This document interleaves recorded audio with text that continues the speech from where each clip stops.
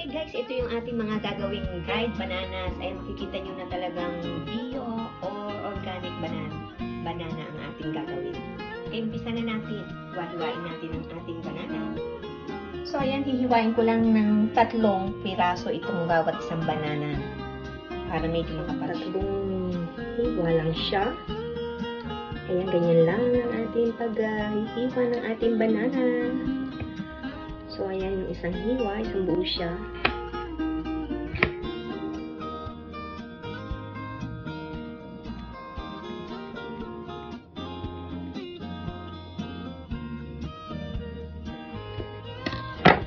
So, ayan ang ating hiniwa. So, ilagay natin sa tray. Ayan. Dapat matalim yung ating kutsilyo.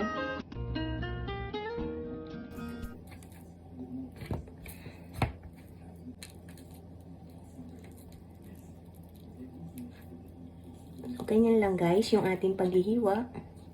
Ayan, pag-aapatin ko to dahil masyadong makapal.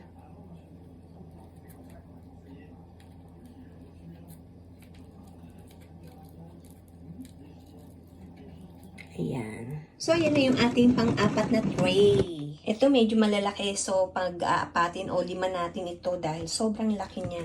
Ayan.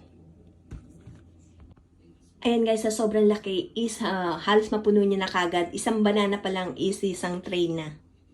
So, ayan na. Natapos na yung ating pang-siyam na tray. Ayan. So, start na nating dehydrate.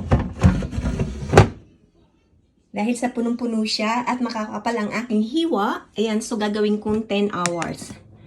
Ayan, at 70 degree. See you later or tomorrow. Okay, ayan na yung ating dried bananas. Ayan, makikita nyo mahaba ang hiwa niya at talagang fresh na fresh pa rin ang kanya. At malalasahan mo ang tunay na banana. Ayan o. Makikita mo yung tunay na kulay ng banana dahil ito'y dehydrated lang. Okay. Ayan ang ating dried banana.